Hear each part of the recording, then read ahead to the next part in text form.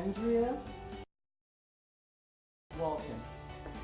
I must first thank you all for coming out and to share with me this exciting moment on how and ways to clean up your health. So I'm hoping that you all find this information that I'm about to share with you very informative. The Hippocrates, he is a physician in medicine. He's known as the doctor of medicine, which is alternative medicine. So you kind of have a idea of who he is. Okay, he said, let food be thy medicine and thy medicine be thy food. We become sick because of what we eat, how we eat it, and when we eat it.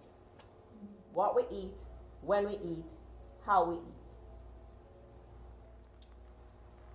The Hippocrates also said that all disease begins in the gut. My question is, show me where the gut begins. On your own body, show me where the gut begins. I get that in. Our gut begins right here. It's that long tube within us, but it begins right here. And